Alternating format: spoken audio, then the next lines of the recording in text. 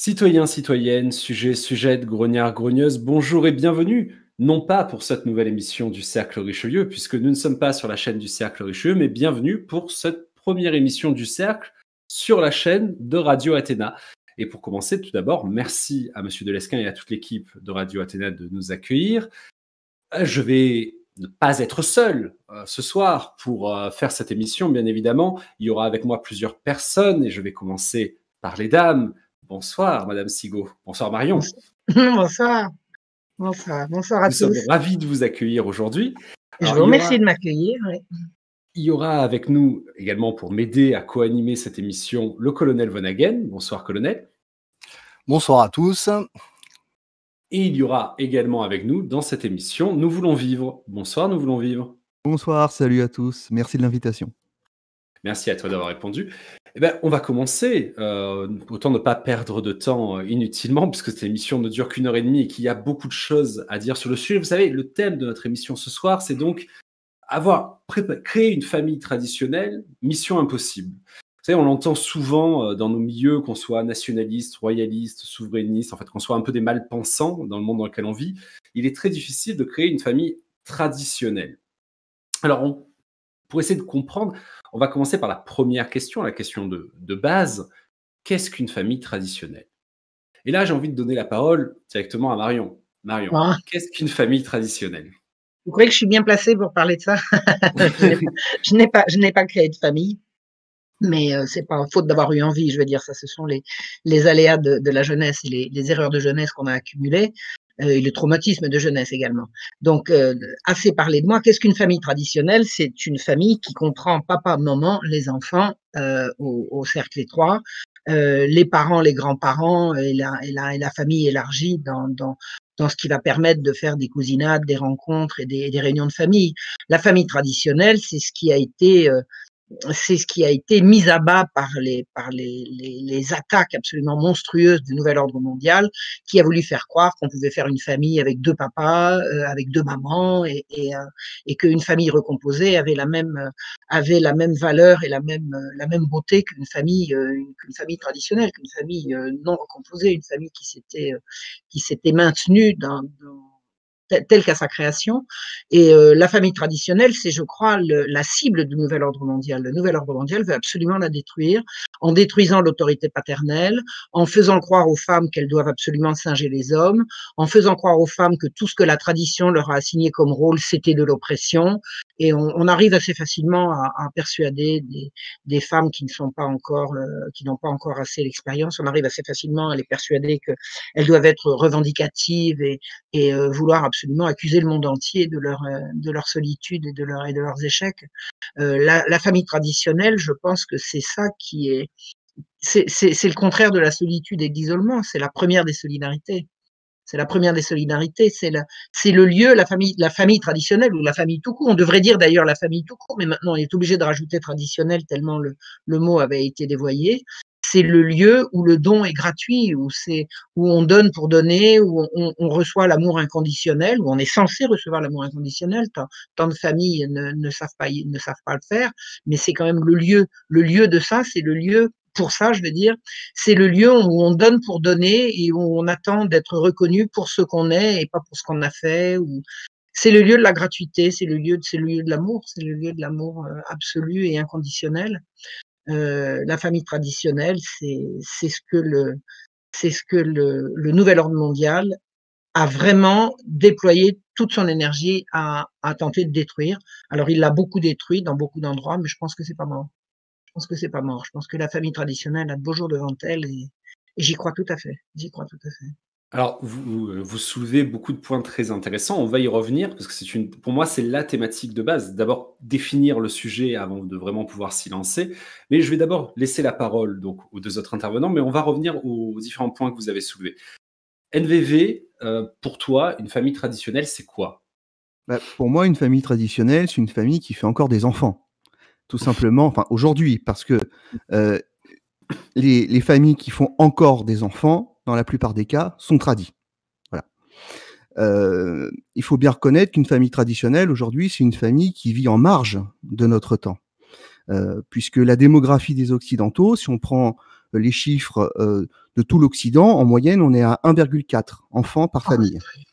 Bien. Donc, ça, on le doit principalement à mai 68, via la libération des mœurs, la légalisation du divorce, légalisation de l'avortement, etc., etc. En fin de compte, c'était la condition du confort.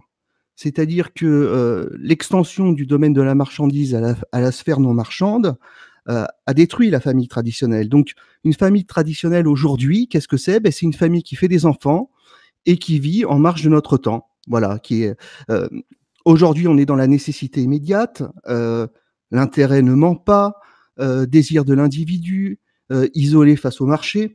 Donc, pour dire les choses globalement, c'est une famille qui arrive à s'extraire des lois du marché. Je vois pas trop comment c'est possible. La gratuité, c'est là où a lieu la gratuité. Tout à fait, tout à C'est fait. là effectivement où on peut faire le lien entre ce que vient de dire Marion et ce que tu viens de dire NVV. C'est tout cet élément de gratuité, d'amour qui réside dans un foyer, qui n'est pas soumis nécessairement aux lois du marché et qui n'est pas toujours rationnel. Qui n'est pas soumise à l'anthropologie matérialiste, qui est notre anthropologie actuelle. Alors, avant de passer la parole au colonel Vonhagen, juste, je vois que dans le chat, il n'y a absolument rien, donc je pense qu'il y a un problème avec le chat. Donc, si l'équipe technique peut jeter un coup d'œil à ça, parce que je ne vois aucun message s'afficher, alors c'est peut-être moi qui ai un problème. Mais en tout cas, à ceux qui nous écoutent, je vous demande, si possible, de faire exploser les pouces bleus, bien évidemment. Et dès que le problème avec le chat sera résolu, de participer au chat, évidemment. Alors, colonel, on a eu des visions complémentaires là de ce qu'était une famille traditionnelle. On a l'amour, on a le fait de faire des enfants, tout simplement. Dans les deux cas, bon, je pense qu'on est d'accord sur le fait que c'est un homme et une femme, une société traditionnelle, voilà, qui font des enfants. Alors, on est obligé de le rappeler, rendez-vous compte, on est obligé oui, voilà. On est obligé de le rappeler. C'est quand même terrible, mais voilà, c'est une famille traditionnelle, c'est un homme, une femme et des enfants, évidemment, toute la famille un peu plus importante, les grands-parents, éventuellement les cousins, cousines, etc. Colonel, qu'est-ce que tu peux rajouter à ça? Alors, je fais face à la difficulté de passer en dernier, bien sûr. Mais en fait, la famille traditionnelle, c'est aussi, pour compléter ce qui vient d'être dit et pour pas répéter ce qui vient d'être dit, c'est également la transmission de tout un pan de valeurs. Et c'est un espoir pour le futur également. Moi, je travaille beaucoup à bâtir ma famille dans ce sens-là. Bien sûr, je ne néglige pas le reste, mais j'ai un espoir illimité sur mes enfants. J'ai 2 garçons et une fille. Et je pense que la décision, à un moment donné, on prend une décision. On prend la décision de bâtir une famille. Et cette famille-là, en fait, on peut la bâtir dans l'air du temps, c'est-à-dire ça devient n'importe quoi très très rapidement. Ou alors on peut essayer d'avoir une vision sur le long terme, et une famille en fait est le lieu de la transmission de, j'ai envie de dire, de siècle en siècle. On peut pas envisager sa famille juste sur sa vie là, de la naissance à la mort, et puis voilà, ça s'arrête là. En fait, la famille va avec en fait, ça va avec la terre de nos pères. Une vraie famille traditionnelle s'inscrit en fait dans le patriotisme. Et après, je te coupe, juste c'est une dynastie en fait. Tu réfléchis comme c'est une dynastie, c'est le côté royaliste qui ressort. Oui, bon, on est un petit peu. Non, mais attendez, on peut suivre le même raisonnement sur une famille paysanne. Hein, oui, bien sûr. C'est une famille de paysans. Moi, je suis issu de famille paysanne. Il n'y a pas de noble, il n'y a pas de et la transmission de la mémoire, enfin la transmission des valeurs, c'est impérieux, c'est essentiel, Bien sûr. Et c'est ce que vous disiez, Marion, c'est que bon, je veux pas aller trop loin, trop vite, mais les tenants du gouvernement mondial veulent absolument casser cette famille traditionnelle, parce que si vous cassez cela, vous cassez tout le reste. Vous cassez l'amour de sa patrie. C'est le socle primitif en fait de tout le reste, la famille. Et du coup, en fait, en cassant cela, ils vont pouvoir plus facilement tout éclater. D'ailleurs, j'entends ma famille qui est en train de rentrer. J'espère qu'ils vont pas faire trop de... J'ai mis ma fille dans une cage, pour être sûr. J'ai mis un peu d'eau. Normalement, elle ne devrait pas venir nous embêter. Alors oui, alors, du coup, on a un peu, j'ai envie de dire, vous avez donné 3 définitions, mais 3 définitions extrêmement complémentaires. On a chez vous, Marion, la gratuité et l'amour. On a chez toi, NVV, le fait de faire des enfants, parce qu'effectivement, en plus, c'est une problématique très occidentale, hein, la problématique de la natalité. Et on a chez le colonel bah, cette problématique de la dynastie qui, en fait, ne s'arrête pas simplement à faire des enfants, mais à éduquer ses enfants pour qu'ils fassent eux-mêmes des enfants et que finalement, notre famille, notre lien familial perdure pendant des générations et des générations. Moi, je vous avoue personnellement que mon père a eu 2 fils, donc moi et mon frère, et bien souvent, je me suis demandé, mais qu'est-ce qui se passe si je ne fais pas d'enfant? C'est notre nom de famille disparaît avec moi et Ça arrête. voilà, c'est une lignée, une branche de ma lignée s'arrête en tout cas. Et c'est pour ça que j'ai eu une pression assez forte. Je me suis mis moi-même une pression assez forte parce que personne ne me la mettait. Hein. Objectivement, c'était quoi? Je me rappelle, pour vous donner une petite anecdote, ça faisait 2 semaines qu'on essayait avec ma femme d'avoir un enfant. Et en fait, je me suis mis à douter de mes capacités à faire un enfant. Alors, j'ai été faire un test et le médecin m'a dit, ça fait combien de temps que vous essayez? Je lui ai dit 2 semaines. Il a refermé le truc, il m'a dit, rentrez chez vous, vous avez besoin de vous tranquilliser un peu, ça va aller, il n'y a pas de souci. Et donc voilà, et là on attend le deuxième. Je remercie ce médecin qui d'ailleurs avait une fleur de lys sur son bureau. Ah, et, regardez, comme c'était ça joli. qu'on avait sympathisé beaucoup. Alors, du coup, on a un peu soulevé une problématique quand même.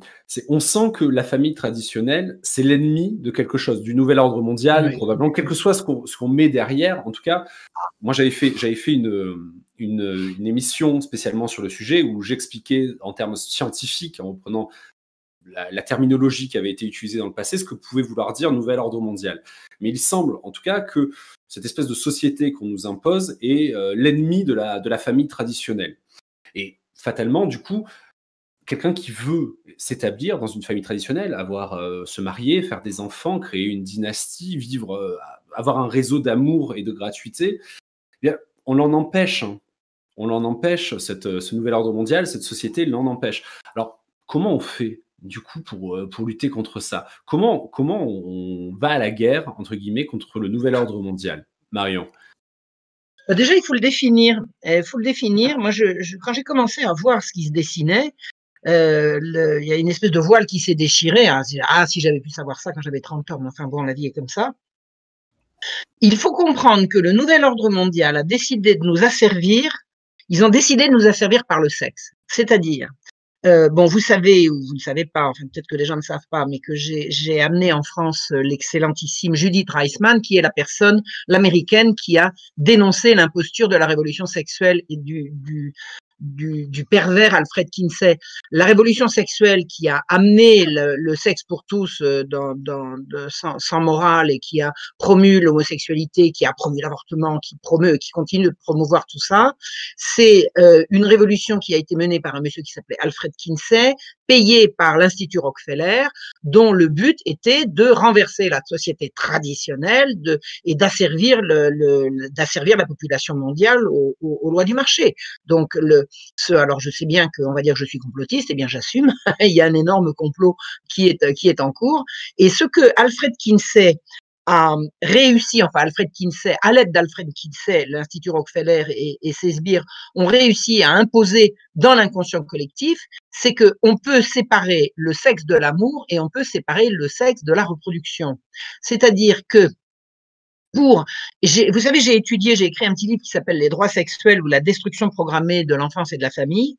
Dans ce petit livre, je donne toutes les références de toutes les organisations internationales que sont l'ONU et ses grandes agences, qui expliquent que on a des droits sexuels, que le sexe est une activité de loisir, c'est une activité qu'on a pour se faire plaisir, et que le but de l'émancipation humaine est de réussir, l'émancipation humaine passera par la séparation du sexe de la reproduction et de la reproduction du sexe. Ça veut dire on aura une activité sexuelle pour le plaisir et on fera des enfants sans activité sexuelle. Et ça, derrière ça, on sait que c'est pas seulement la destruction de la famille, c'est la destruction de l'humanité. C'est la destruction de l'humanité, c'est la destruction de l'œuvre divine, c'est la destruction du monde. C'est un plan absolument diabolique et satanique. Donc, la façon de procéder, parce que moi j'ai pris la révolution sexuelle en pleine figure. Moi j'avais 18 ans quand elle est arrivée, donc j'aime autant vous dire que j'étais la cible idéale. Alors, je suis pas fière, mais enfin j'assume. Voilà. Ce qu'on nous a bien expliqué, c'était que le plaisir est un droit. Le plaisir est un droit. Et je me suis amusée récemment à faire un parallèle qui est assez amusant et je crois qu'il fonctionne très bien. Imaginez qu'on explique aux gens que, en fait, on croit qu'on s'alimente pour se sustenter et pour vivre. Pas du tout. On s'alimente parce que c'est bon, parce qu'on aime ça. Pour se sustenter, il n'y a qu'à faire une piqûre tous les matins de la bonne dose et le reste du temps, on va manger comme des dégueulasses, on va manger tout ce qu'on aime, on va passer ses journées à faire des énormes banquets, des énormes beuveries, on va se goinfrer et quand on aura fini, on ira se faire vomir. Et le sexe, c'est devenu ça. Et regardez comme la transposition est judicieuse. On fait l'amour, non seulement sans amour, mais sans aucun rapport avec la procréation, et ensuite on avorte. Et pour faire des bébés, on aura des éprouvettes, on aura des utérus artificiels, on aura des couveuses, enfin, c'est une monstruosité. Et la révolution sexuelle telle qu'elle a été amenée au monde par l'intermédiaire de cet abominable Kinsey, ça a véritablement consisté à dire tout ce qui vous fait plaisir à partir de vos organes sexuels, hein, excusez-moi, on est obligé d'être trivial, c'est légitime et c'est pour vous faire plaisir, c'est votre droit et ça n'a rien à voir ni avec l'amour, ni avec l'autre, ni avec il y a ni relation, ni reconnaissance de l'autre, ni conséquence, ni conséquence. C'est absolument c'est l'acte gratuit par définition, quoi. Et c'est une abomination. Ils ont réussi à faire passer ça. Alors ils ont pas fait passer ça sous cette forme-là. Hein. Au début, on appelait ça l'amour. On disait faites l'amour, pas la guerre. Ben, l'amour, faites l'amour, c'était pas de l'amour. Je suis désolée. Ce qu'on nous suggérait de faire et qu'on appelait l'amour, c'était de coucher à droite et à gauche, sans lendemain, sans relation, sans reconnaissance de l'autre.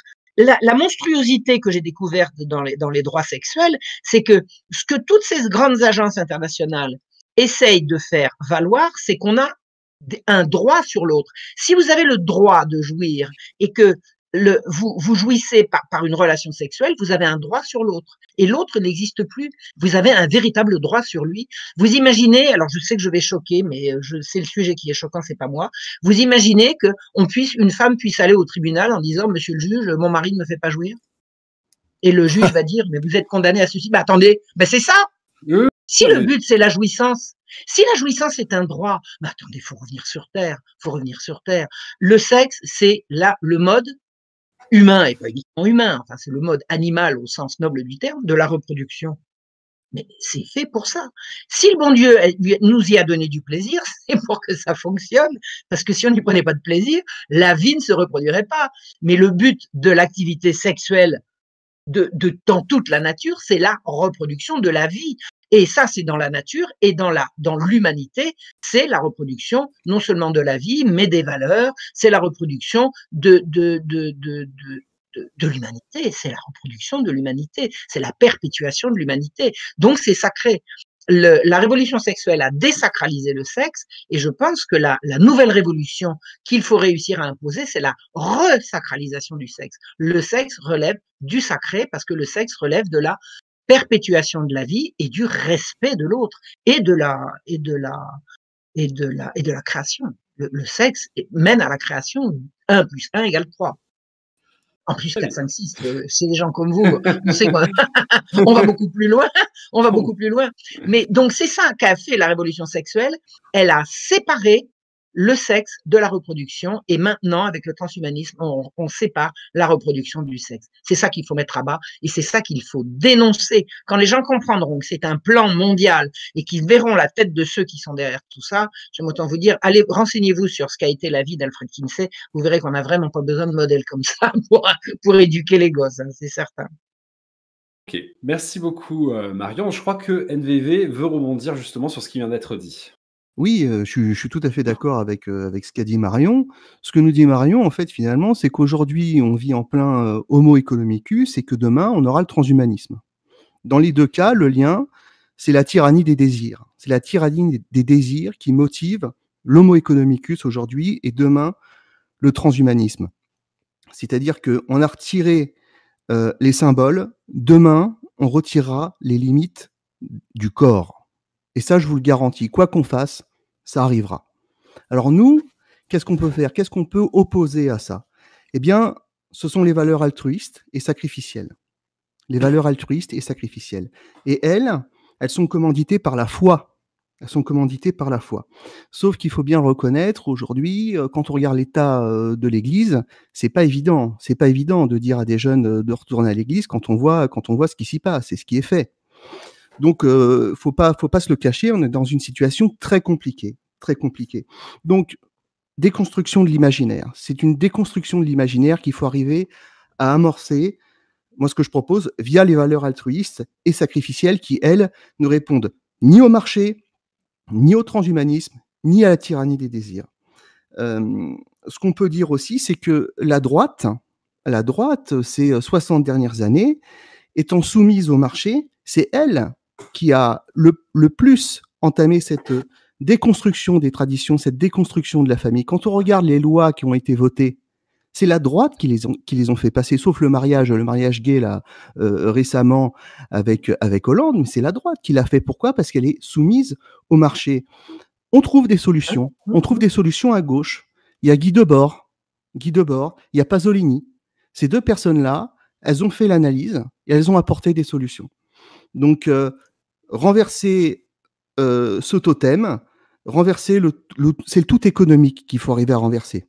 Et ça passe par le sacrifice et l'altruisme, non intéressé.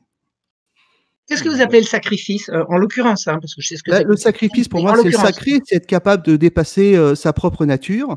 C'est aussi une vertu de force, c'est s'opposer aussi à soi-même pour être au service des autres, au service de son pays, au service de sa famille. C'est quelque chose qui n'est pas du domaine du comptable, donc du nouvel ordre mondial. Ça relève de la gratuité. Ouais. Je lis beaucoup de questions dans le chat. On reviendra sur les questions plus tard, je vous le promets, parce que oui, j'ai actualisé mon chat. C'était moi qui avais un problème. C'était pas le chat. Ça y est, voilà, petite erreur. Donc, je vous encourage à la fois à exploser les pouces bleus, encore une fois, mais aussi à partager cette émission sur tous vos réseaux.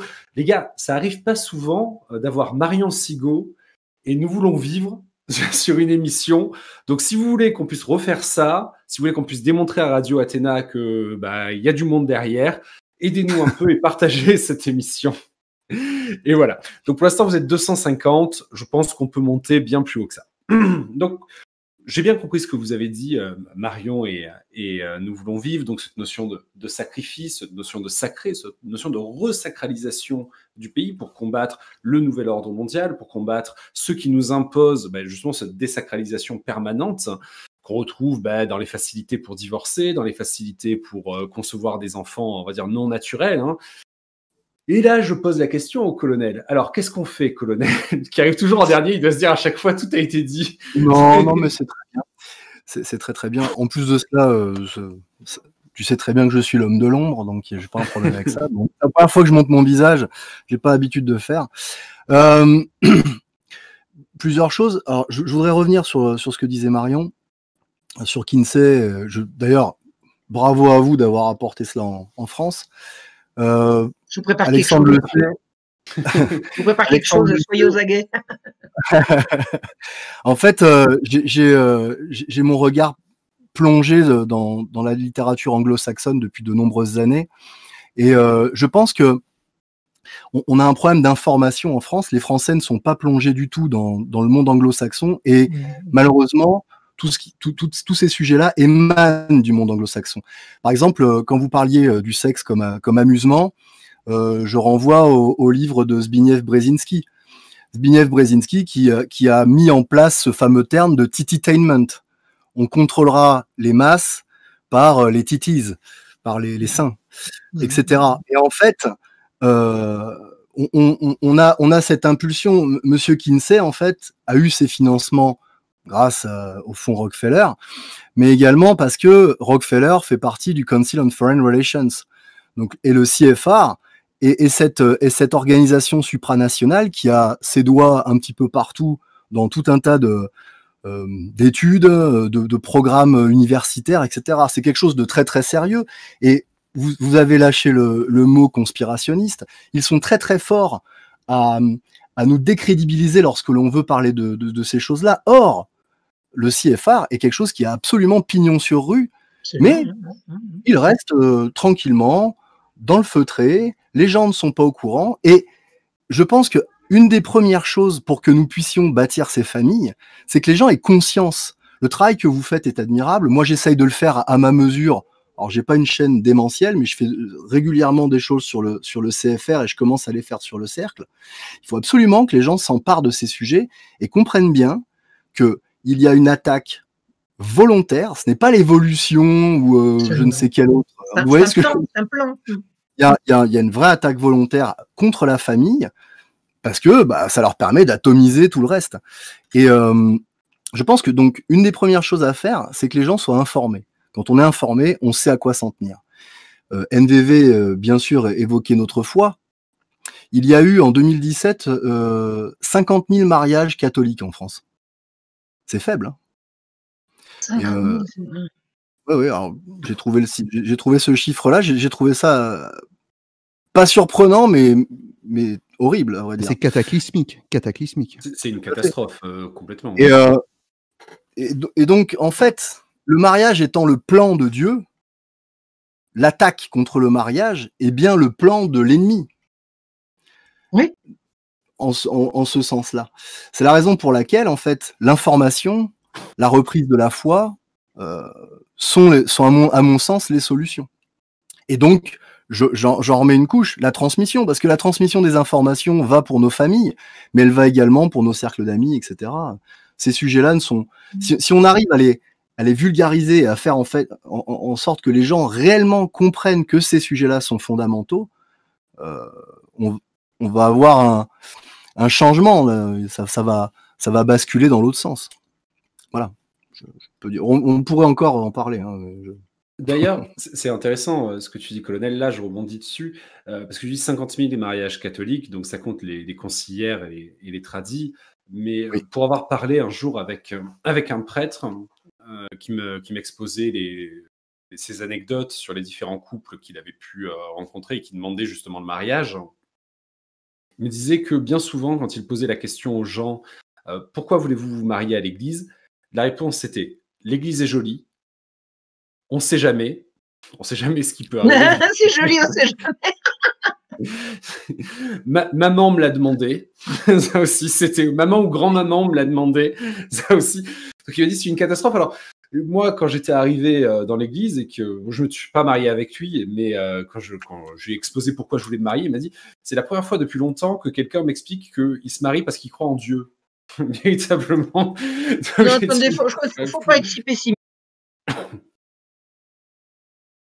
Alors c'est bon. Pour l'instant, je ne reçois pas de données. Attendez. Là, c'est bon. On est à nouveau en direct? Normalement, oui, je crois qu'on est à nouveau en direct. Alors, désolé. Voilà, on a eu un petit problème. Et évidemment, ça s'est effondré. Le nombre de personnes qui nous regardaient. On allait dépasser la barre des 300 et c'est retombé à un peu moins de 100. Donc, je suis désolé. On a foiré. Il y a eu un problème de bande passante et d'autres petits soucis. Je suis navré. Est-ce que pour nous aider, vous pouvez repartir sur les pouces bleus et repartir pour partager l'émission? C'est le genre de problème qui arrive avec Internet. On va dire ça comme ça. Voilà, ça repart à la hausse. Voilà, 134, 150, parfait. Bon, merci à tous et désolé pour ce petit souci. Donc oui, en fait, je vous expliquais mon anecdote à ce moment-là sur le prêtre qui ne mariait que des gens qui en fait ne savaient pas pourquoi ils allaient se marier.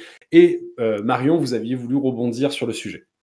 Oui, je disais deux choses. D'abord que quand j'étais jeune, j'entendais déjà ça, et quand j'étais jeune, les églises étaient pleines. Hein. Bon. Et j'entendais déjà les prêtres se plaindre que les jeunes ils veulent se marier à l'église parce que c'est là qu'on peut mettre une robe blanche, parce que ça dure plus longtemps, parce que c'est plus joli, parce qu'il y a de la belle musique, parce que à la mairie ça n'a pas de sens, etc. Et les prêtres se plaignaient qu'il y avait pas, enfin il y avait l'engagement sacré des époux, mais que le fait de le faire à l'église, si vous voulez, ça relevait plus du décorum que de la foi. Donc ça, je l'ai toujours entendu. Donc ce que je voulais dire également, c'est que moi j'ai l'impression qu'il y a un véritable renouveau catholique chez les jeunes Et je crois que beaucoup de jeunes se retrouvent, de jeunes ou de moins jeunes, voudraient faire un mariage chrétien, et comme ils ont raté le coche étant jeunes et qu'ils ont fait les bêtises et qu'ils ont déjà, divorcé, ils ont déjà créé des familles qui n'ont pas donné de suite.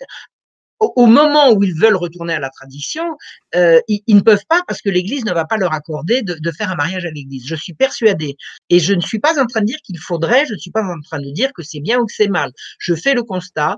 Je pense qu'il y aurait beaucoup plus de mariages chrétiens si l'Église accueillait ceux qui se sont convertis récemment et qui sont déjà divorcés, quoi. Je connais plusieurs cas autour de moi. On voudrait se marier, on a demandé à un prêtre, bah non, vous êtes divorcé, je peux pas vous marier. Bon, bah voilà, ça fait des mariages en moins. Alors, je serais pas tout à fait d'accord avec vous, Marion. Je l'avoue, pour moi, j'estime que l'Église doit rester forte sur Ah, je dis pas que c'est pas bien. Je dis qu'il y en aurait plus si, et qu'à la génération suivante, ces gens-là, bon, ils se marieront pas à l'église, à la génération suivante, ils expliqueront à leurs enfants de pas faire les bêtises qu'ils ont faites eux. Vous voyez ce que je veux dire? Oui, je comprends. Oui, effectivement. Bah, c'est sûr que si on autorisait le remariage en expliquant un petit peu aux gens que du coup un mariage traditionnel, on n'est pas censé divorcer, effectivement, il y aurait probablement à la génération suivante, pardon, des enfants qui ne feraient pas les mêmes erreurs. Je vous l'accorde, je suis d'accord. Alors, on est quand même passé 36 minutes sur le premier sujet, donc on va essayer de passer un peu plus d'arriver au sujet. Il y a beaucoup à dire. Je suis d'accord. Je pense qu'on a fait commencer ce sujet, mais quand même, il y a une question pratique, voilà, que beaucoup de jeunes catholiques et parfois pas catholiques, mais qui se veulent traditionnalistes se posent. Où est-ce qu'on trouve un conjoint, du coup un futur époux ou une future épouse, un homme ou une femme, qui accepterait de fonder une famille tradie? Parce que c'est beaucoup le reproche qu'on fait aujourd'hui, que certains font aujourd'hui, c'est-à-dire qu'il serait impossible en France de trouver une femme tradie ou de trouver un homme tradie avec qui fonder une famille. En tout cas, ce serait très difficile, extrêmement difficile. Alors, NVV, par exemple, est-ce que tu as ton mot à dire sur le sujet? Bonne question. Le réflexe, ce serait de dire, allez dans les églises tradies, sauf qu'il faut bien le reconnaître, on y trouve surtout des marginaux. Oui. Donc, bonne question. Donc, disons, pour faire de la rhétorique, je dirais qu'il faut trouver des personnes qui ne soient pas des êtres unidimensionnels. Voilà. Où est-ce qu'on les trouve? Dans les églises. Sauf que c'est quand même la croix et la bannière, c'est le cas de le dire, pour trouver la bonne personne. Donc, où est-ce qu'on les trouve?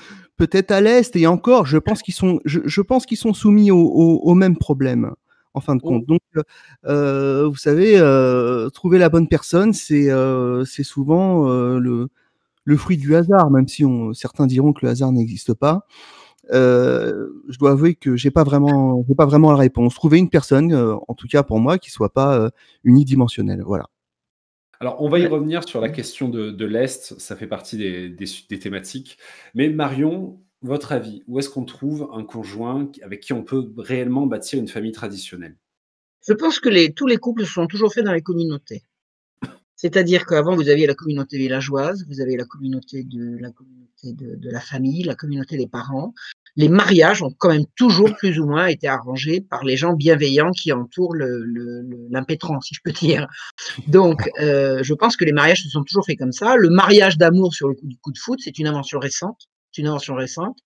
Le mariage comme union de deux jeunes gens ou de deux personnes d'un âge correspondant, disons, destinés à fonder une famille, c'est un entourage bienveillant qui s'organise pour les faire se rencontrer. Je pense que c'est comme ça que ça a toujours marché, que ce soit les parents, que ce soit les grands-parents, que ce soit la communauté du village ou la paroisse. Je pense que ça a toujours existé.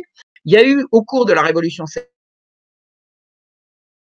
sexuelle, la grande idée qu'a fait, mais on s'aime parce que c'est le grand tremblement et que voilà, et c'est ça qui n'a pas marché. La grande vague des mariages d'amour a été suivie d'une gigantesque vague de divorces. Pourquoi? Parce que un mariage d'amour-passion, c'est pas un mariage pour fonder une famille, c'est un mariage pour réaliser un rêve, pour assouvir un désir ardent. Et c'est pas sur ça que ça se fonde. Donc, je pense que, alors je me suis laissé dire, et j'ai vu que ça fonctionnait, il y a des sites catholiques qui organisent Oui. des rencontres pour jeunes gens et ça marche. Écoutez, j'ai un ami qui m'est vraiment très cher depuis quelques années.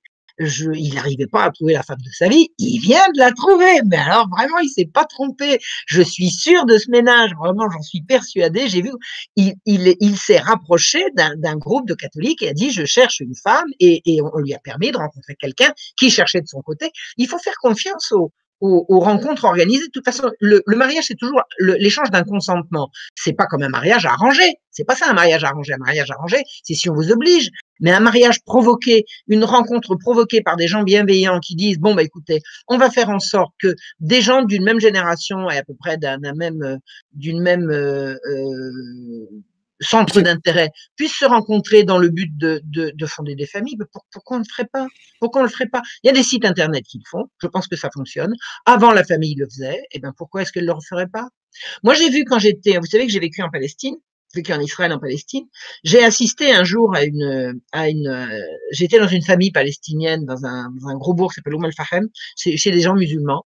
Et un soir, j'ai vu arriver toute une délégation, des voisins qui sont arrivés avec des cadeaux plein les bras. Alors je demande à mon copain je lui dis mais c'est qui ça? Il dit ils viennent, c'est des gens du village, ils viennent demander ma petite sœur en mariage pour leur fils.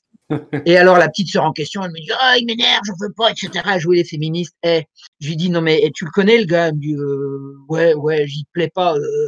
Bon en fait la fille elle s'est mariée avec le gars, elle est heureuse comme un pape. Je suis repassée pour vérifier après. Elle a fait son petit numéro j'en veux pas. Si elle en avait pas voulu, elle aurait dit non, elle aurait prévenu ses parents et ça s'est arrangé comme ça. Et j'ai repris des nouvelles après et elle est très heureuse, elle est très bien mariée et voilà. Donc ça peut parfaitement se faire à la condition, pour que ça puisse se faire, il faut effectivement redonner son sens au mariage et à l'amour. C'est-à-dire que l'amour, c'est pas un grand tremblement qui vous fait perdre pied. L'amour, c'est une construction, c'est un projet commun, l'amour, c'est actif, l'amour, c'est faire. Là, il y a pas d'amour, il y a que des preuves d'amour, comme on dit, hein. L'amour, c'est aimer quelqu'un, c'est lui faire du bien, c'est lui vouloir du bien. Et ben ça se construit. Et pourquoi est-ce que ça se construirait pas avec l'aide de la communauté, l'aide de la famille, l'aide des gens bienveillants. Et pour ça, je suis en train de parler de communauté. Faut rétablir des communautés. On n'a plus de communauté. Le mariage les familles sont explosées et elles sont remplacées par rien. C'est monstrueux. Tu les bases une communauté. Tu les bases sur quoi les communautés aujourd'hui? Tu les bases sur quoi? C'est ça le problème. Là, moi, je suis en train de me rendre compte que je suis en train de créer une communauté dans ma paroisse. Les catholiques, ça va à la messe, et à la messe, il n'y a pas que des marginaux, je suis pas d'accord.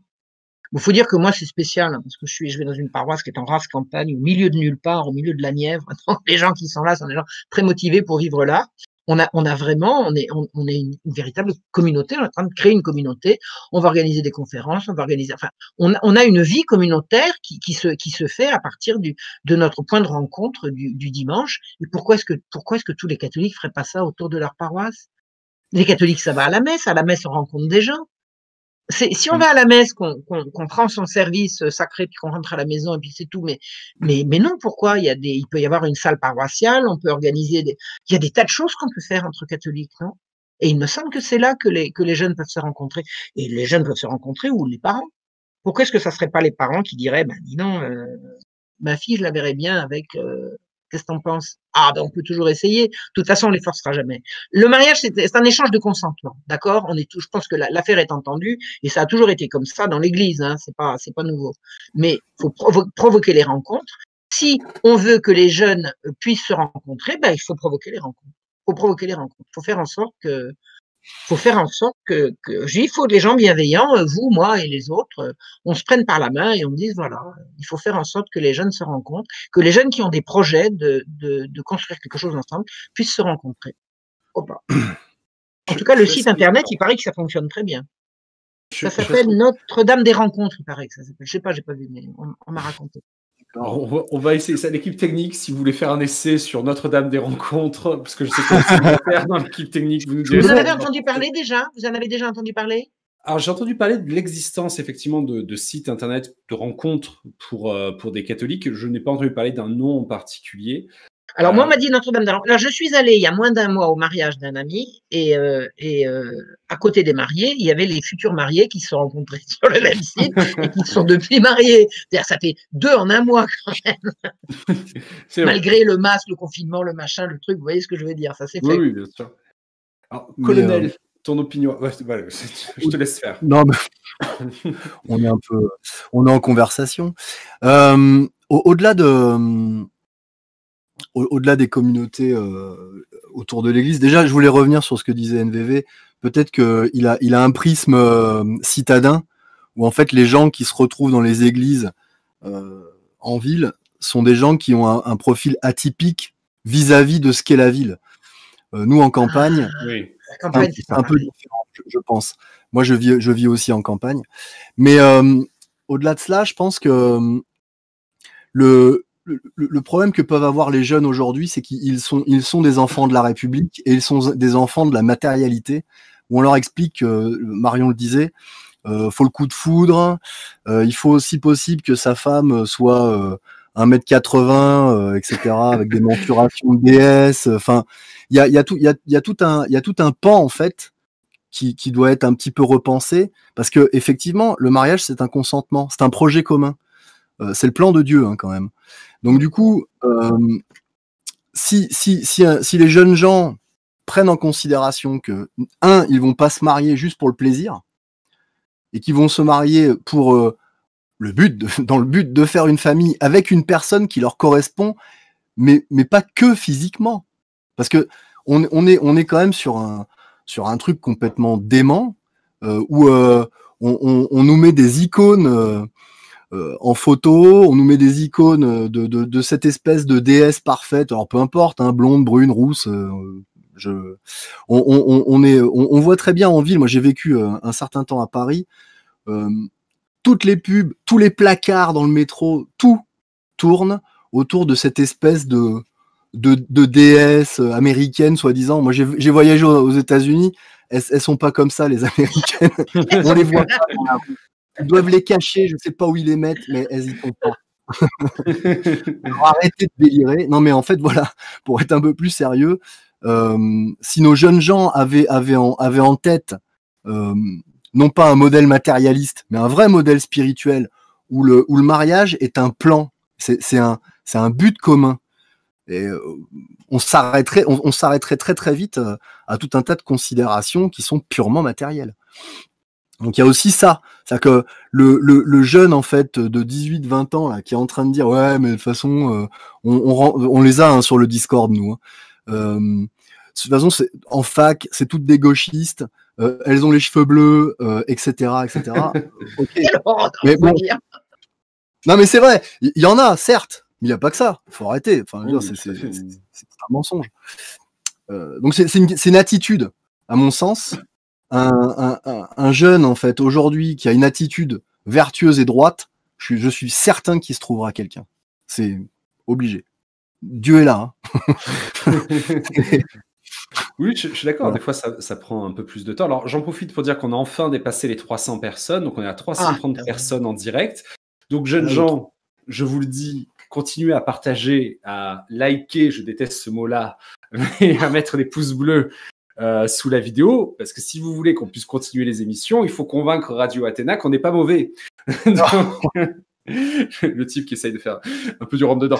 Non, Beth, je comprends tout ce que vous venez de dire sur le mariage. D'ailleurs, ça m'évoque aussi pas mal de choses. J'ai fait une vidéo il y a quelques mois sur mon propre mariage.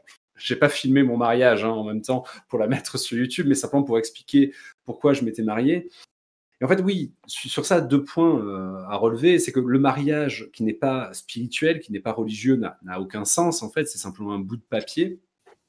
D'ailleurs, on le voit parce que les mariages religieux ont un taux de divorce qui est 2 fois moins important que les mariages qui sont purement civils. Donc, c'est bien la démonstration que malgré tout, les gens qui se marient à l'église mettent quand même derrière ce mariage quelque chose d'un peu plus important.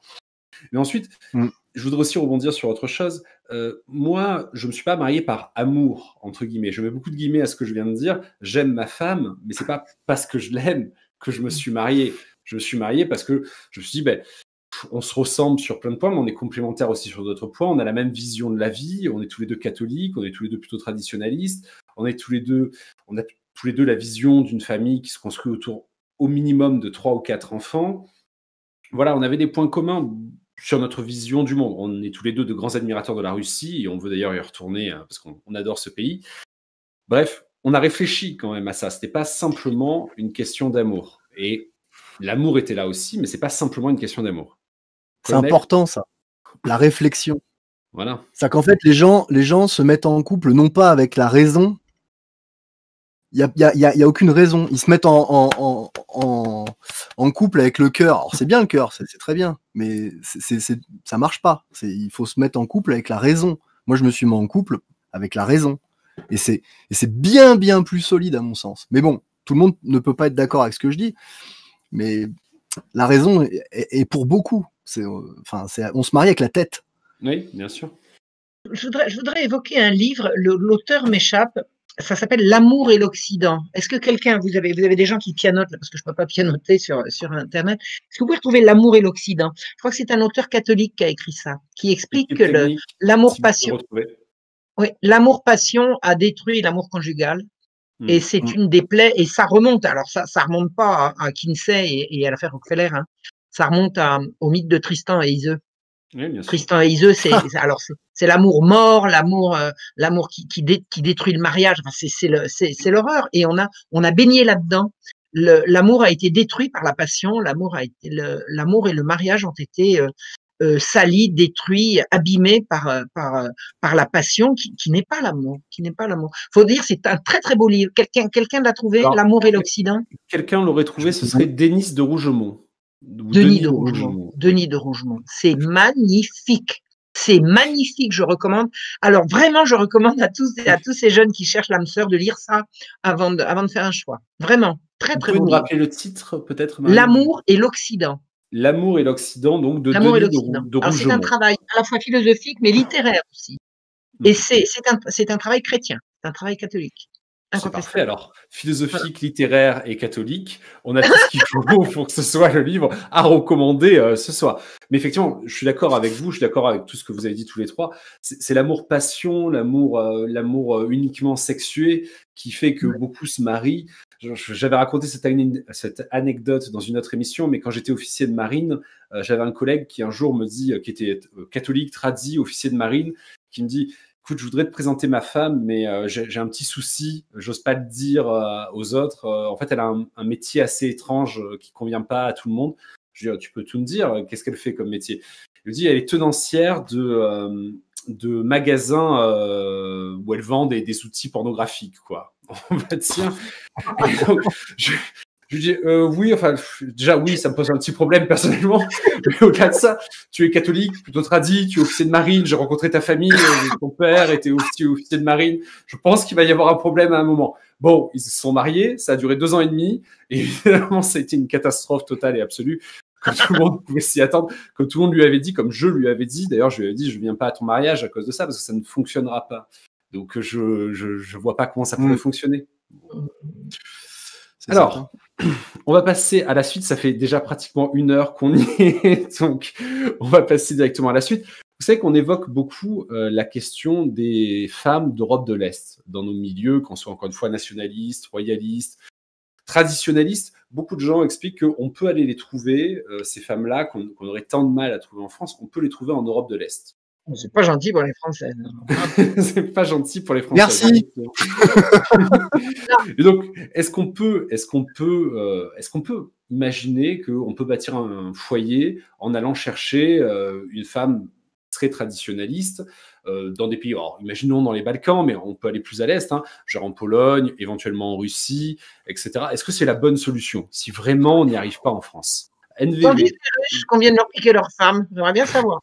Alors, on va commencer par NVV, ensuite Marion, ensuite Colonel. NVV, qu'est-ce que tu en penses? C'est la solution? Je pense que oui et non. C'est-à-dire qu'on peut trouver l'amour un peu partout, comme on l'a dit tout à l'heure. Finalement, l'amour, c'est pas un sentiment, c'est un projet. Donc, on peut avoir des projets avec... on peut trouver par hasard quelqu'un, voilà. Mais en fin de compte, quand on regarde la démographie, j'y reviens, que ce soit chez nous ou chez eux, à peu de choses près, c'est la même. C'est 1,4. Oui.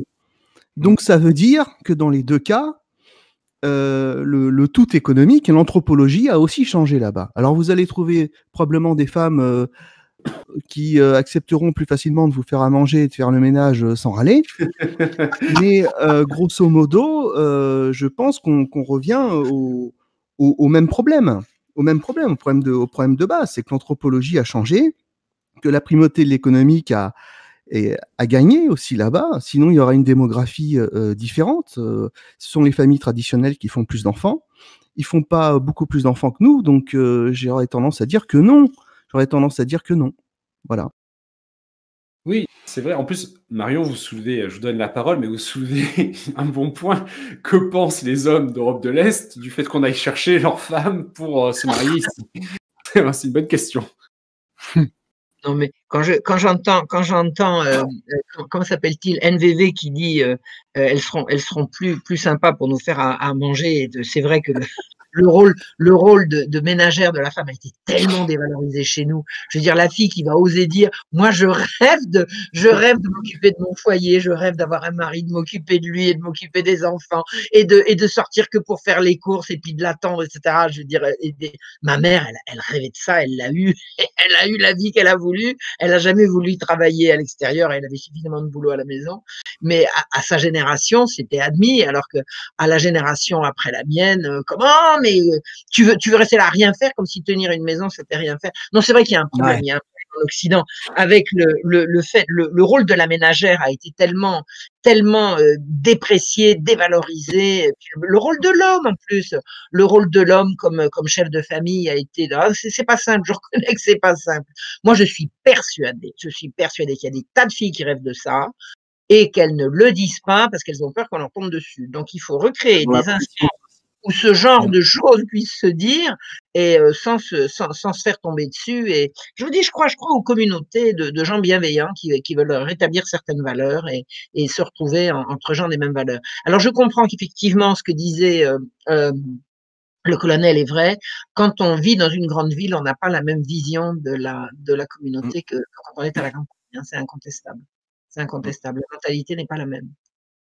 Mais je pense qu'aller chercher des filles à l'Est, alors surtout si, comme dit NVV, là-bas, elles ne font pas plus d'enfants qu'ici, c'est illusoire. D'abord, c'est laisser sur le carreau les filles ici, parce que les garçons, ils n'arrivent pas à trouver des filles, mais les filles n'arrivent pas à trouver les garçons non plus. Hein. Puis elles sont mignonnes, les Françaises, quand même. Elles sont mignonnes. Alors, c'est vrai. Voilà. Alors, quand même. Je tiens à dire, Marion, que féministes abominables, là, il faut revenir aux fondamentaux. Les filles, toutes les femmes ne rêvent pas de tenir leur foyer. Il y en a plein qui en rêvent et qui n'osent pas le dire. Elles n'osent pas le dire. Elles n'osent pas le dire. D'ailleurs, je tiens à dire juste avant que Marion a eu 2 propositions de mariage dans le chat pendant la durée. Attendez, moi, je fais pas dans l'effet beau fil. Hein. Moi, je cherche. Éventuellement, oui, après tout, pourquoi pas. Ah, voilà. Oui. Le mot est dit, oui, non, mais quelqu'un de ma génération. Évidemment. Ah non, mais il peut y avoir dans le chat des gens de votre génération, c'est pas interdit. Alors, colonel, les femmes de l'Est, solution ou pas pour je resterai très poli, bien sûr. Mais et en fait, je garde cette formule depuis le début de l'intervention. On cherche toujours, enfin, l'herbe est toujours plus verte chez le voisin. Donc, et je vais en rajouter, c'est du mercurochrome sur une jambe de bois, donc ça sert à rien. Parce que NVV le disait, nos Françaises sont admirables. Je salue ma femme, hein, qui est avec les enfants en bas et qui me permet de faire le direct.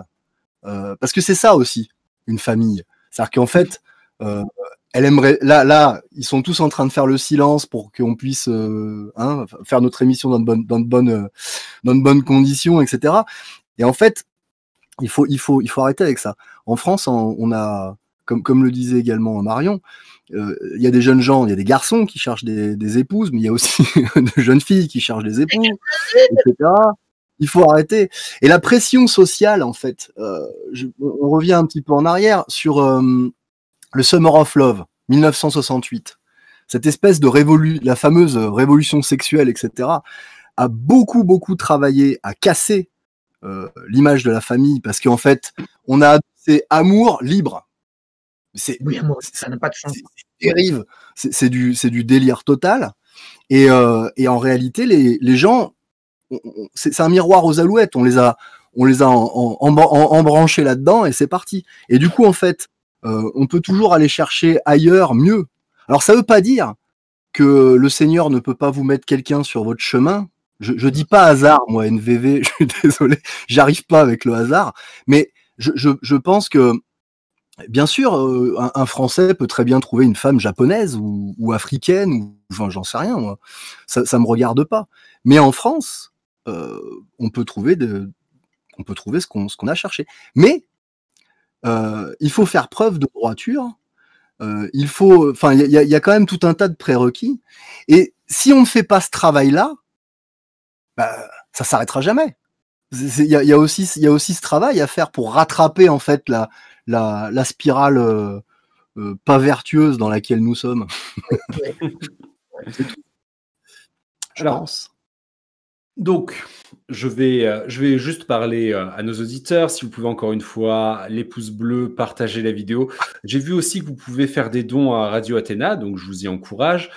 Si vous avez des questions à nous poser, on y répondra tout à l'heure. Si vous voulez intervenir éventuellement sur l'émission, c'est possible. Pour ça, il faut rejoindre le Discord du Cercle. Donc, je vous donne l'équipe technique. Merci de mettre le lien du Discord. Si vous voulez intervenir, prendre à partie des intervenants, bon, je ne crois pas que ce soit très utile, mais si vous voulez poser une question directement à un intervenant, c'est possible aussi. Mais si vous avez des questions écrites, on y répondra en fin d'émission. Oui, là, le chat est en train de se transformer en mythique. Là, je vois qu'il y en a qui essaient de draguer quelques filles qui auraient. Non, mais pourquoi pas? Après tout, ils sont plus ou moins de la même communauté. Hein. Ils se retrouvent sur Radio Athéna. L'amour est partout. L'amour est partout.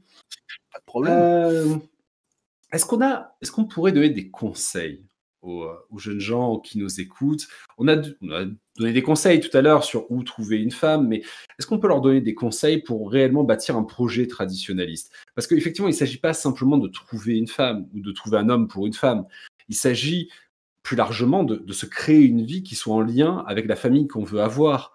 Genre, ça n'aurait aucun sens je ne sais pas, d'avoir un métier de salaud, genre homme politique en France, et se retrouver à vouloir bâtir une famille traditionnelle avec 7-8 enfants, d'aller à l'église, etc. Alors, certains ont essayé, hein, le regretté François Fillon, le regretté vis-à-vis de l'élection présidentielle. Il aimait bien mettre en avant sa grande famille, avec des cheveux bien brossés, qui allait à l'église. Bon, on a vu que ça s'est mal terminé malgré tout pour lui. Mais on peut douter qu'il avait réellement mis en place un système traditionnel, une famille traditionnelle, ça on peut en douter. Est-ce qu'il y a des conseils qu'on peut leur donner pour avoir une vie qui leur permette d'obtenir cette famille? Marion. Trouver ce qu'on aime faire. Faut trouver déjà le bon métier. Faut savoir ce qu'on veut faire, trouver ce qu'on veut faire en sorte de faire bien ce qu'on veut faire. Et je pense que la construction se fait à partir de là. Alors je sais que c'est le plus dur. Trouver le conjoint de sa vie, c'est certainement le plus dur, mais juste derrière, c'est de trouver la bonne activité, trouver le bon métier, trouver ce qu'on a vraiment envie de faire. Parce que créer une famille en passant ses journées dans les transports, rentrer dans des entreprises qui vous pressurent et qui veulent vous forcer à marcher sur la tête des autres pour avancer. Enfin, je veux dire, il y a un certain nombre de prérequis pour le bonheur et pour la construction au sens chrétien du terme. C'est d'avoir une activité qui soit dirigée vers le bien commun, et dans laquelle on puisse s'accomplir. Vous savez, je pense à la parabole des talents. Hein, c'était à la messe il y a pas très longtemps. Oui. Dieu ne nous pardonne pas d'avoir mis nos talents dans la terre, hein, d'avoir enterré nos talents et de pas les avoir fait fructifier. Le talent, c'est double sens, hein, c'est l'argent qui a été confié, mais c'est également les dons que Dieu nous a donnés, de savoir faire ceci mieux que cela, je pense qu'on a un devoir en recevant la vie, on a reçu Dieu nous a donné un devoir de nous accomplir, et nous accomplir, c'est également dans une activité, dans un métier, soit une activité sociale, soit un métier qui à la fois nous conviennent et conviennent au bien commun. Et je pense que ça mange pas de pain, hein, de donner des conseils comme ça. Mais je pense que aussi important que de trouver l'âme sœur, c'est de trouver le bon métier. Le bon métier. Et on va y revenir aux métiers, parce que tous les métiers ont disparu, mais ils vont revenir. Ils vont revenir. Avec la fin prochaine et annoncée du nouvel ordre mondial, on va revenir aux fondamentaux. Très bien. NVV, qu'est-ce que tu en penses des conseils? Bah, j'aurais dit un petit peu la même chose, c'est d'arriver à avoir une situation stable. Et aujourd'hui, c'est très dur de s'adapter à une société malade. Donc c'est un petit peu le problème, c'est que on est dans un contexte qui facilite pas du tout ça, en fait. Faut être un malade pour être bien dans une société malade. Donc en fin de compte, c'est assez compliqué. Moi personnellement, dans la lacrymo, je m'accomplis pleinement. Mais pour trouver quelqu'un Ça veut dire là-dedans, quoi? c'est J'ai pas pas compris. dans l'émeute, dans la lacrymo, quoi. Voilà. Mais c'est pas forcément. Comment Voilà, ou alors. tu n'as pas rencontré une jeune fille tradie dans une manifestation contre les CRS? Tu m'étonnes là. Non, il y en avait une pas mal, mais elle voit jamais le danger, donc je me dis non, c'est pas bon. Ah. Non, Il plus n'y a pas que les sérieusement, lacrymos, il y a des grandes foules. Il y a le pèlerinage de Chartres. Hein. Il y en a des célibataires au pèlerinage de Chartres. C'est vrai, j'ai fait le Non, il y en a pèlerinage de des Chartres. milliers. Il y en a des milliers qui marchent. Ah là là.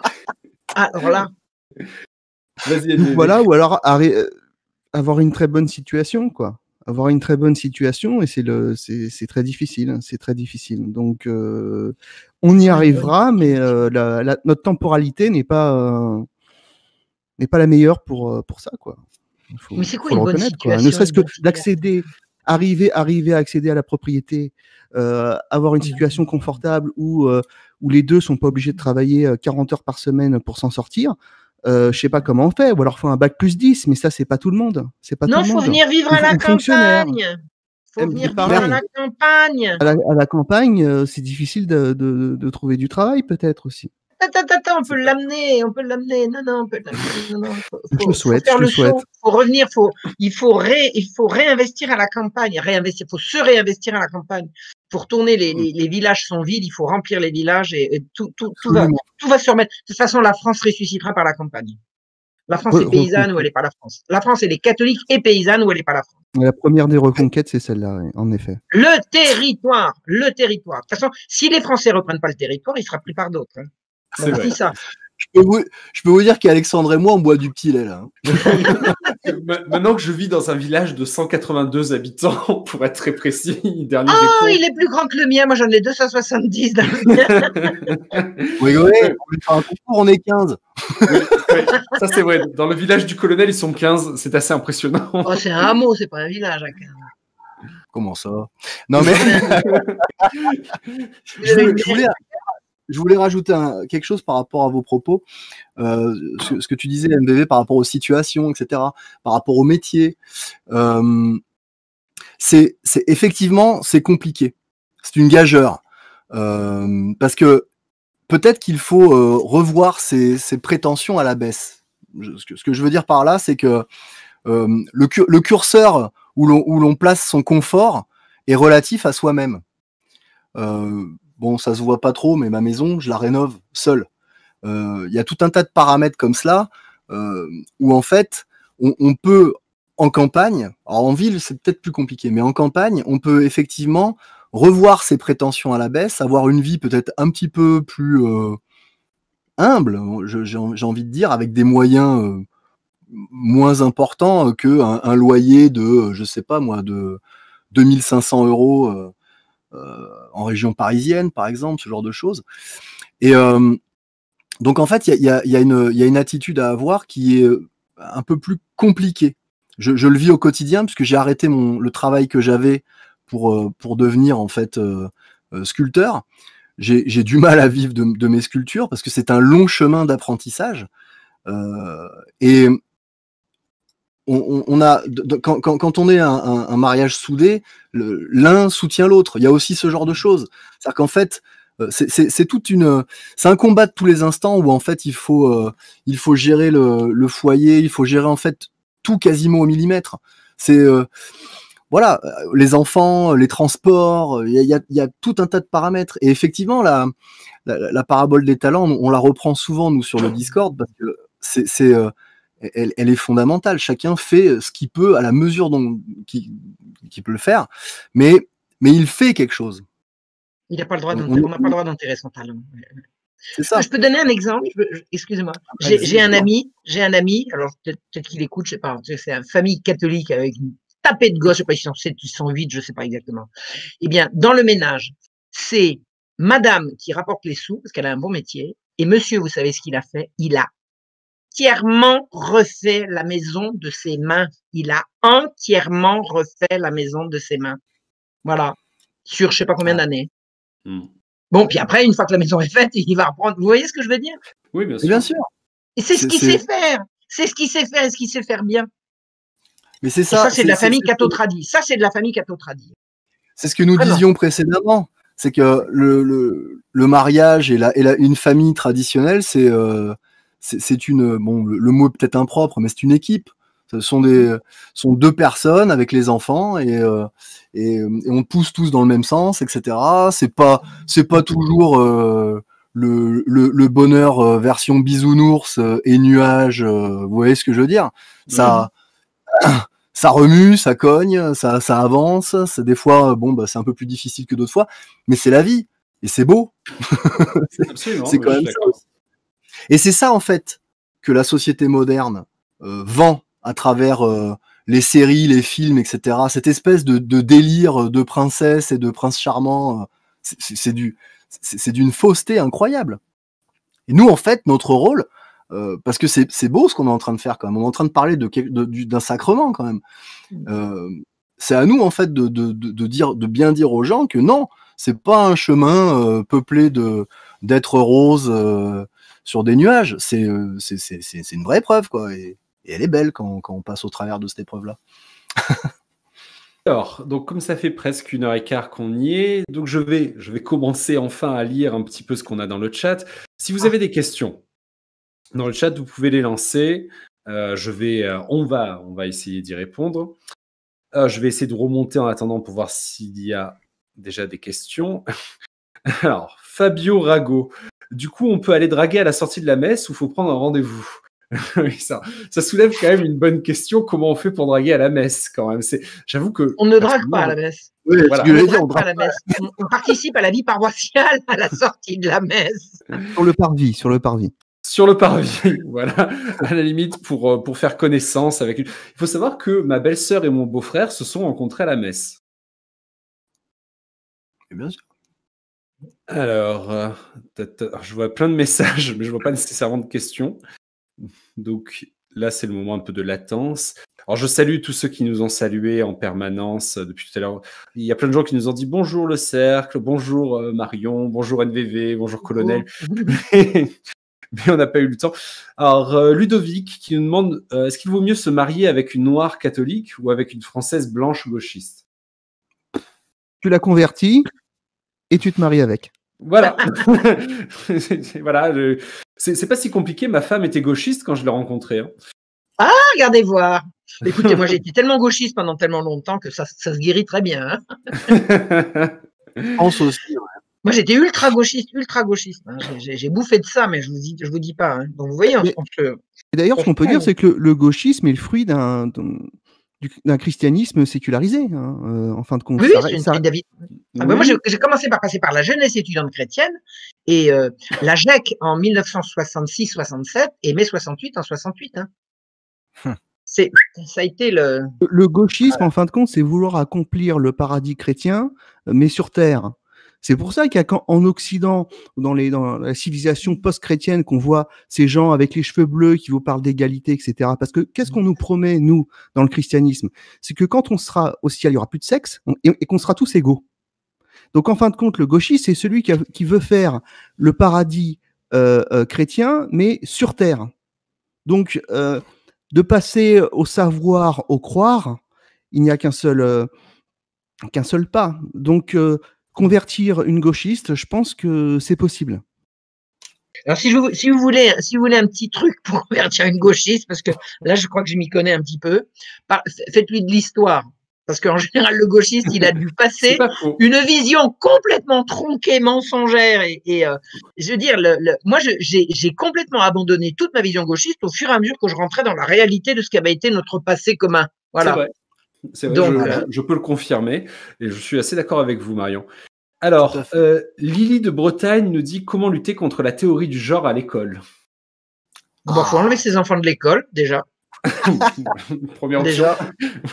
Alors moi, je suis concerné directement parce que mes enfants sont scolarisés et ils ont l'âge de rentrer dans ces réflexions. Et j'ai énormément de conversations avec eux. Je sais que ils savent ce que c'est. C'est-à-dire qu'en fait, ils savent que c'est une théorie et qu'elle est mise là volontairement.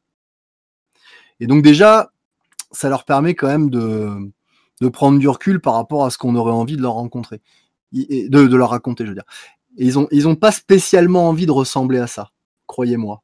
Et c'est voilà, ce sont des enfants tout à fait, comment dirais-je, normaux. Hein, y a pas de et ils sont pas ostracisés par leurs petits camarades. Il y a pas tout.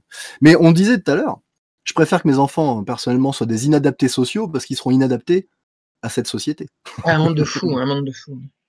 Vous savez, je me demande si c'est légal, tous ces trucs-là. Bon, moi, j'ai vu, je vois bien d'où ça vient. Ça vient de l'OMS essentiellement, de Ouais. l'UNESCO et tous ces trucs-là, toutes ces saloperies-là, ça vient de là. Mais il reste des lois en France. Alors moi, comme je n'ai pas d'enfant, je peux pas dire que j'ai mené une action pour. Mais franchement, je suis persuadé qu'il y a encore suffisamment de lois en France qui protègent les mineurs contre la corruption, qui protègent la pudeur contre les exhibitions. Je pense que ces articles de loi n'ont jamais été abolis, ils existent encore et qu'on peut les faire valoir. Moi, je sais pas si est-ce qu'un instituteur va raconter à un petit garçon, une petite fille qu'il a le droit de changer de sexe? À quel titre vous pouvez discuter avec l'instituteur? D'où vous sortez ça? D'où vous sortez ça? Qui vous a dit ça? Ah, c'est pas moi. C'est là que vous allez voir qu'ils font venir des intervenants extérieurs, que ces intervenants extérieurs, ce sont des lobbies, etc., etc. Faut remonter le truc, faut déposer des plaintes collectives. Faut pas se lancer là-dedans tout seul avec ses petits bras. Il y a que des coups à prendre et des pots de banane et des flaques d'huile vraiment. Mais collectivement, je suis persuadé que des parents peuvent très bien aller demander des comptes sur ce qu'on raconte à leur gosse à l'école. Non, mais attendez, sans blague. Alors moi, je sais que quand j'ai lancé mon alerte il y a 1 an en disant qu'on allait apprendre la masturbation aux enfants, il y a une espèce de ministre avec des grands cheveux comme ça qui a dit « Ça, c'est des mensonges, c'est même pas vrai. » Mais attendez, j'ai les textes. Hein. Moi, je les ai montrés, les textes. Je les ai montrés, les textes. Hein. Alors, faut arrêter de mentir. Et les lois qui protègent les mineurs contre la corruption de mineurs, ça existe encore. Et les attentats à la pudeur, ça existe encore. Alors, regroupez-vous. Faites pas ça tout seul, il y a que des coups à prendre. Regroupez-vous et faites des actions collectives. Demandez des comptes. Vous savez ce que c'est l'attentat à la pudeur? Mais c'est grave. C'est grave. Montrer des images de sexe en quadrichromie à des petits mômes, c'est de l'attentat à la pudeur. Portez plainte. Portez plainte. Au bout du compte, on trouvera bien un jour un juge qui aura lui aussi, puis enfin quoi. De toute façon, si on se bat pas, on perdra. D'accord? Bon. Ouais. Si on se bat, on perdra peut-être, mais si on se bat pas, on perdra sûrement. Un corps qui réagit pas, c'est un corps qui est mort, hein, de toute façon. Absolument. Exactement. Alors, plusieurs questions sur Louis XX. Alors, donc, Louis de Bourbon, le candidat. Je passe mon tour. Pareil. Oh, le manque de courage. Comment Louis XX peut-il revenir au pouvoir en France? J'avais fait une émission sur le sujet, pas spécialement sur Louis XX, mais sur comment organiser les groupements royalistes pour faciliter le retour au pouvoir d'un roi. Je ne sais pas s'il y a quelque chose de plus à dire, en fait. On a déjà un peu tout dit. Il faudrait dépasser le fait d'écrire des articles sur Internet et de prononcer des discours. Mais après, je prendrai des risques avec la loi. Donc, pour l'instant, on va en rester là, sur cette question-là. Des questions sur l'école à la maison aussi. Comment peut-on s'organiser pour faire l'école à la maison? Et est-ce que c'est le bon choix? C'est assez simple. Rémi et Cécile, l'école à la maison. Il y a un site, je vous donnerai le lien. Rémi et Cécile, donc c'est un site qui donne des catholique, programmes. catho tradi, comme il faut. L'école à la maison. Contrairement à ce qu'on peut croire, c'est pas répréhensible par la loi. Vous n'allez pas vous retrouver avec tout un tas de gens qui vont vous tomber dessus. C'est faisable. La seule complexité, je dirais, c'est que lorsque monsieur et madame travaillent, il faut que voilà. Il peut y avoir un problème de revenus à un moment donné. Problématique, effectivement. C'est faisable. Hein, nous, on l'a eu fait, on peut plus le faire, malheureusement. Mais c'est totalement faisable. Et même les inspecteurs d'académie qui étaient passés étaient plutôt sympas. On nous a vraiment pas embêtés. Alors, on nous pose aussi des questions de savoir si... il y a quelqu'un qui nous dit « Je suis noir, immigré, et je suis parmi vous. Est-ce que c'est bon ?» Moi, j'ai pas de problème avec ça. Moi, je suis pas raciste. Hein. Franchement, j'ai pas de problème avec ça. J'ai plusieurs fois passé cette question. Enfin, moi, effectivement, je souhaite lutter, je l'ai déjà dit plusieurs fois, je souhaite lutter ardemment contre l'immigration. Après, il y a bien sûr d'honorables exceptions et on peut tout à fait le Exactement. concevoir. Et Exactement. ça arrivera toujours. Hein, une France 100% blanche sera toujours un peu compliqué quand même. Ah, mais on peut peut-être lui conseiller de bâtir une famille traditionnelle dans son pays d'origine, ça peut être pas mal. Ah oui, ça aussi, ça peut être pas mal, de bâtir un foyer traditionnel dans son pays d'origine et en préservant de bonnes relations avec la France, ça peut être pas mal aussi. Bon, ça, c'est pas mal aussi, hein. C'est bien aussi, ça. Est-ce qu'il y a des communautés villageoises, à votre connaissance, qui ont organisé leur propre système d'éducation, enfin d'instruction, c'est le terme qui est utilisé, et je pense qu'il est meilleur de toute façon, qui serait parallèle et opposé plutôt, en fait, à l'éducation nationale? Est-ce qu'on connaît Alors en une France communauté villageoise? aujourd'hui, je n'en connais pas, mais je peux vous dire que dans l'histoire, pendant la Révolution française, pendant que la Révolution a détruit complètement l'école, et qu'il fallait prêter un serment anticatholique pour pouvoir avoir droit de faire la classe, les parents ont retiré leurs enfants de l'école et ils ont fait l'école à la maison. Pendant toute la Révolution, c'est comme ça que ça s'est passé. J'ai fait une vidéo là-dessus. Ça s'appelle Comment, c'est sur ma chaîne YouTube, Comment la Révolution a détruit l'école pour tous. Donc nos aïeuls l'ont fait. On va finir avec les 2 dernières questions, je pense. Alors celle-là, à mon avis, elle est pour toi, NVV. Pensez-vous que la guerre civile est proche? Oh. La guerre civile. Écoutez, sur la guerre civile, si elle vient, faut bien voir qu'il y aura de tout de chaque côté. Donc c'est possible, je pense qu'elle est déjà là d'une manière latente. Si on regarde les courbes à la fois démographiques, d'islamisation, les prénoms qui sont donnés, si on prend les travaux des sociologues, nous allons à la partition. Ça c'est évident, on pourra pas l'enrayer, peu importe les couches de république qu'on mettra dessus. On va devant une communautarisation à la fois ethnique et culturelle sur tous les segments de la société, sauf peut-être dans les mégalopoles, et encore ça peut être temporaire. Donc on a face à nous 3 blocs, le bloc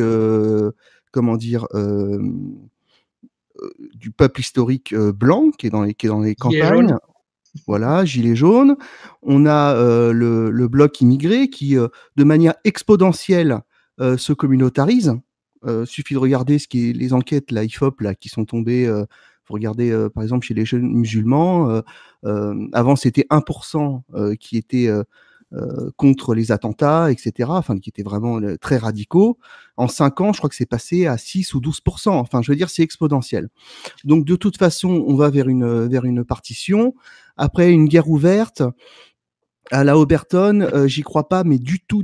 Je veux dire, au pire, ça durera 2 semaines, il y aura quelques milliers de morts, et puis après, comme il y aura plus rien à manger dans les centres commerciaux, ça s'arrêtera. Hein. Voilà. À moins que la Turquie. Balkanisation, en quelques mots, tu crois pas à la balkanisation de la France, si on peut le dire comme ça?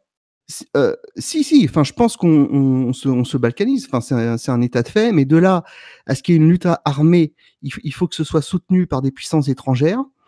Voilà, je pense que si la Turquie s'amusait, parce que ce sera eux, hein, je veux dire, notamment, on sait qu'il y a de nombreux faisceaux d'indices qui nous indiquent quand même que le Bataclan aussi, c'était eux.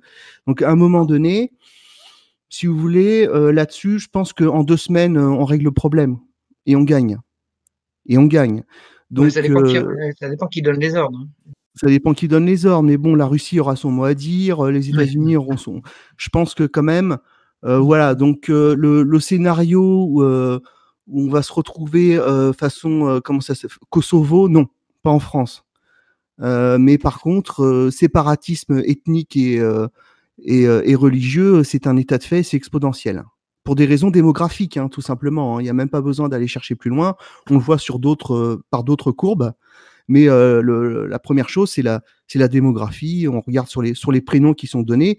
Plus le temps passe, plus, par exemple, la population musulmane se crée un séparatisme. Voilà. Aujourd'hui, les gens immigrent non pas pour s'assimiler, mais pour rejoindre leur communauté. On en fait venir 400 000 par an. Bon, il n'y a pas besoin d'avoir fait Sciences Po ou Polytechnique pour comprendre ce qui va se passer. Hein. Ok, très bien. Alors, je pense qu'on a fait le tour. Il reste encore plein de questions, mais je crois qu'on n'aura plus guère le temps. Donc, est-ce qu'on peut dire un mot sur vos actualités à tous? Alors Marion, votre actualité, c'est quoi et où est-ce qu'on peut vous retrouver? Alors moi, je vais incessamment commencer la rédaction du livre que j'avais commencé il y a 10 ans et que j'avais interrompu en rencontrant Égalité, Réconciliation et Alain Soral. Donc je vais reprendre cette écriture. Je n'ai pas encore commencé. Je vais donner des cours là prochainement. Je vais donner. Alors je renvoie les spectateurs sur ma chaîne YouTube, sur mon avant-dernière vidéo. Il y a un lien si on veut participer à mes cours d'histoire. Alors, mon prochain livre, c'est Le pain du peuple, et mes cours d'histoire, c'est également Le pain du peuple. C'est-à-dire que le plan de mon livre va suivre le plan de ces 2 années de cours, de la dette à la révolution, comment le pain du peuple est devenu une marchandise comme une autre, et comment l'argent roi a remplacé le roi. En fait. C'est ça le but. Donc, je vais préparer ces cours, mais ils sont quasiment prêts. 6 cours dans l'année à Paris, et la suite de ça va être la suite de mes manuels d'histoire, hein, manuel 1, 2, 3, 4, ça va être 5, 6, 7, le pain du peuple 1, le pain du peuple 2, le pain du peuple 3, de la dette à la révolution, comment la royauté est assombrée par la dette, quoi. Donc ça, c'est mon actualité. Donc on m'a invité hier à aller faire une conférence dans le Lyonnais. J'avais plein de conférences qui ont été annulées par le confinement et elles n'ont pas été reprises. Alors c'est un secret pour personne que j'ai rompu définitivement avec Égalité Réconciliation. Je suis resté ami avec beaucoup de gens très très bien, mais je n'ai plus du tout le relais d'Égalité Réconciliation. Et ça, c'est un choix que j'ai fait. Hein. Donc on vous a mis. C'est pas quelque chose qu'on m'a imposé, c'est un choix que j'ai fait moi. D'accord? Moi, toute seule, avec ma conscience et ma volonté. Oui, une question?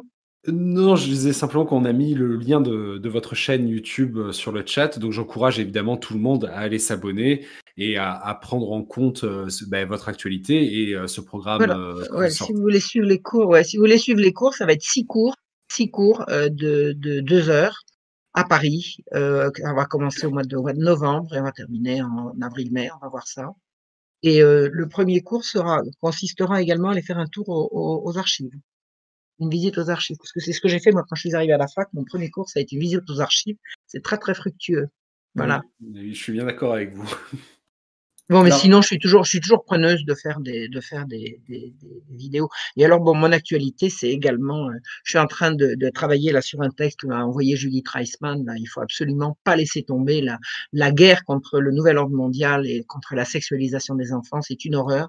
Il faut réhabiliter la sacralité du sexe non, c'est pas joliment dit comme ça. Il faut rendre à l'amour, rétablir l'amour, réhabiliter l'amour, rétablir l'amour et faire sortir le sexe de cet exhibitionnisme absolument abominable. Le sexe, c'est fait pour l'intimité, le couple et le sacré. Ça n'a rien à voir, ça n'a rien à faire dans le commerce, dans les magazines et sur les murs des villes. Voilà. Ni dans les journaux. Et là, il y a du boulot. Je serais ravi de vous recevoir d'ailleurs pour une émission sur la chaîne du Cercle ce coup-ci pour parler justement de cette désacralisation du sexe. Ouais. Alors, est-ce que vous pourriez enlever un L à Sigo à l'occasion? Ça me ferait plaisir. Un L à Sigo, pardon? Ouais, vous avez mis un L à Sigo. C'est AUT. Mario, c'est AUT. Ouais. Sur le Discord. C'est parce qu'en fait, je crois que c'est vous qui avez tapé. Je crois qu'il y a eu une erreur de tabulation en fait quand vous avez tapé votre nom et ça s'est mis automatiquement. Mais oui, est-ce que l'équipe technique ça s'est mis automatiquement. C'est parce que c'est pas moi qui écris mon nom comme ça. C'est pas grave. Est-ce que l'équipe technique peut nous enlever le L du pseudonyme de Marion? Merci. Voilà. Non, pas le L, le T. Du coup, c'est le L ou le T qu'il faut enlever? C'est le L. Voilà. C'est le L. C'est bien. C'est bien. Donc NVV, à toi. C'est quoi ton actualité? Je vous prépare quelques petites bombes atomiques, quand même, qui sont, pour l'instant, que je garde en surprise pour pas les dévoiler à l'avance. Faut aussi que nos auditeurs comprennent que la chaîne YouTube Nous voulons vivre est shadowban. Je peux vous donner une statistique qui est très intéressante. Sur YouTube, dernière vidéo, la chaîne compte 25 000 abonnés, 4 000 vues. D'accord? Facebook, j'ai 486 abonnés, je fais 40 000 vues sur la même vidéo. Voilà. Donc, Shadowban, la chaîne est Shadowban. Vous pouvez me retrouver. Donc, n'hésitez pas à partager manuellement parce que sinon, on n'y arrivera pas. OK? Quand il y a de l'actualité, quand il y a des choses qui vous semblent pertinentes, partagez, partagez. Vous pouvez me retrouver sur Facebook, vous pouvez me retrouver sur Twitter, sur Minds, sur VK. Donc, voilà. On est dans un système qui se durcit de plus en plus. Sur Franche, j'ai eu quelques petits soucis avec les autorités. Je lâche pas, ça va continuer. Mais je fais tout mon possible pour avancer. Mais vous voyez, on n'est pas dans un pays libre. L'information n'est pas libre en France. Et quand vous avancez, eh bien, le pouvoir s'occupe de vous. Voilà, donc je fais ce que je peux. Je fais ce que je peux. Donc, il y a quelques petites bombes atomiques à venir. On change d'époque. On change d'époque. Le sujet principal, c'est la dépossession. Il y a eu les gilets jaunes. Ça a été le réveil des Français. Les Français étaient en train de s'endormir et de mourir dans leur sommeil. Ils ont ouvert les yeux. On voudrait récolter les fruits tout de suite de ce qui s'est passé. Non, ça prendra 10 ans, 20 ans, 30 ans. Mais nous sommes dans une période pré-révolutionnaire, dans le bon sens du terme, en sens révolution nationale. D'accord ? On va y arriver. La révolution, elle va arriver. Il y a tous les indicateurs. Donc, on lâche rien. Je reste là jusqu'au bout. On sera là, on fait le travail et on fera tout ce qui est possible pour empêcher le pouvoir, les autorités de nous imposer leur narratif, de nous raconter que ce qui se passe dans la rue, là, c'est une manif de gauche, alors qu'en réalité, c'est des manifs où les gens sont patriotes, etc. On se laisse pas faire. Je reste là et jusqu'au bout, jusqu'à la mort. Merci beaucoup. On a mis le lien vers ta chaîne, on l'a mis plusieurs fois, donc je vous encourage également, encore une fois, à aller vous abonner à la chaîne de Nous Voulons Vivre. Et on le dit, on le redit, mais il faut partager les vidéos. C'est comme ça qu'on peut sortir un peu de l'ostracisme dans lequel nous tient YouTube. Colonel, à toi. Mon actualité, tu la connais. Les autres, la connaissent pas. En fait, cette année, sur ma chaîne personnelle, je vais beaucoup travailler sur ce que j'ai toujours fait avant, mais bien évidemment, j'ai assez peu d'abonnés parce que j'ai eu des gros trous et j'adresse des sujets qui ne sont pas faciles à digérer, donc tout ce qui est organisation supranationale de type CFR, Bilderberg, etc. Je travaille beaucoup sur ça. Donc je vais faire des vidéos un peu plus comment dirais-je, pédagogiques sur le sujet pour que les gens puissent s'en emparer plus facilement. Je pense que je vais aussi vous faire de l'actualité anglo-saxonne parce que malheureusement, les gens parlent pas anglais et vont pas chercher les sources à la source du mal, j'ai envie de dire. Donc voilà, je vais continuer à faire ça. Et au sein du cercle, on fait un gros travail pour mettre en avant les cercles de gentilshommes, qui est notre initiative pour que justement les royalistes puissent se retrouver dans le réel, avoir des activités dans le réel, et ça ne s'adresse pas qu'aux hommes. On a appelé ça cercle de gentilshommes, mais on aimerait bien des cercles de dames également. Voilà. Ça peut d'ailleurs devenir un lien pour faire des rencontres, on ne sait jamais. Ben voilà, mais il faut faire feu de tout bois pour ça. Voilà, donc n'hésitez pas sur ma chaîne et à me la monter en puissance parce que les informations que j'ai dedans sont très importantes. Il faut absolument que les gens aient ces infos-là. Voilà. Alors, quant à nous, alors déjà, je voudrais commencer par vous remercier tous les trois, évidemment, Colonel, Marion, NVV. Je voudrais également remercier Radio Athéna de nous avoir accueillis. Je voudrais vous remercier, vous, d'être restés jusqu'au bout. Il y a quand même 330 personnes là qui nous écoutent. Et je voudrais vous rappeler que le partage de l'émission, ça ne s'arrête pas au moment du direct, en fait. Vous êtes, en moyenne, vous avez été vers les 300 à peu près à nous écouter en même temps, mais vous pouvez améliorer nos scores après l'émission, puisque l'émission va être publiée sur la chaîne de Radio Athéna. Donc, je vous encourage, bien évidemment, à partager massivement cette émission. Encore une fois, c'est pas à mon avis, ça n'arrive pas souvent que vous ayez Marion Sigaud, Nous Voulons Vivre, le Cercle Richelieu ensemble sur une même vidéo. Donc, aidez-nous un petit peu. Voilà. Quant à l'actualité du Cercle Richelieu, vous savez qu'on continue à publier nos vidéos. Est-ce que l'équipe technique peut mettre le lien vers notre chaîne voilà, vous pouvez vous abonner, ça nous aide évidemment. Partager nos vidéos, ça nous aide aussi. Moi, j'ai fini d'écrire mon livre, il va sortir bientôt. Et écoutez, je vous dis à tous à très bientôt. Merci de nous avoir suivis. Et chacun de vous, merci d'avoir été là ce soir, Marion, Colonel, NVV. J'espère que du coup, on pourra se retrouver pour une autre émission à un moment. Et comme on disait à une certaine époque, à vous Cognac G, à vous Paris, à vous les studios. Vous pouvez rendre l'antenne. Merci de m'avoir invité. Au revoir. Merci à vous. Merci à vous. Merci.